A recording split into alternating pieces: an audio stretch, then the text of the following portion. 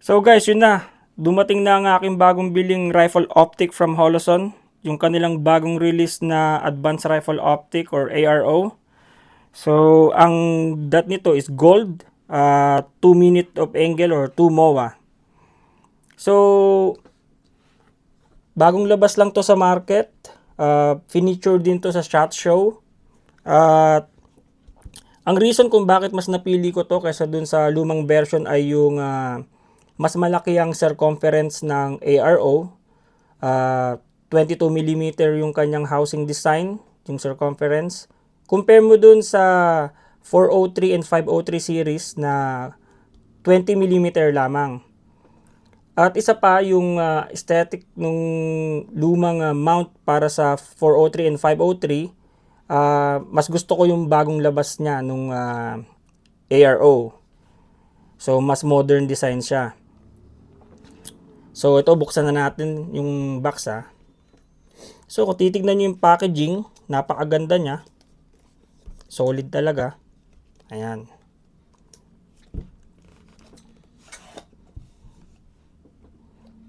Ayun. So ito yung user's manual niya. Ayan. Huwag nyong kakalimutan na basahin yung nilalaman ng manual. Kasi may mga small details dito na makakatulong sa inyo. Or baka pagka nakaligtaan nyo or na-neglect nyo ay masira ang inyong optic. Sayang naman. Abala pa. Okay, so ito yung warranty niya. Pwede mo rin gamitan ng QR code para mas dalhin ka dun sa website ng Holosun para mas makita mo yung much deeper na tawag dito. Yung warranty, yung contents. Okay? So, ang kasama niya bali ay meron siyang mount, yung low mount para sa AK or shotgun. Ayan, may kasama rin siyang cleaning cloth. At dalawa yung kanyang battery tray. Ayan. So, ito na yung optic. So, isa pa nga pala sa nagustuhan ko dito guys, yung walang kulay siya, napaka-minimal ng design. Ayan. Yan, napaka-minimal ng design niya. Tsaka may bikini type cover pa siya. Ayan. So, ayun yung gold dot niya. Ayan. Mukha siyang dilaw para sa akin pero gold siya, maganda. Napakalinaw nung kanyang glass. Ayan. Napakalinaw. Tsaka mas maganda siya kasi mas malaki nga yung circumference. Kung titignan nyo naman yung adjustment niya, ayan, mas maganda siya. Low drag yung design ng kanyang tawag dito, yung sa adjustment ng windage niya tsaka ng elevation.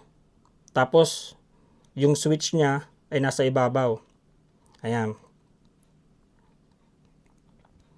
So yung footprint nito ay katulad ng T-series. I think T1 ng Aimpoint. Ayan. Tas mas malaki na yung kanyang locking system. And higit sa lahat, maganda yung pagkakagawa doon sa lower 1/3 niya. Ayan.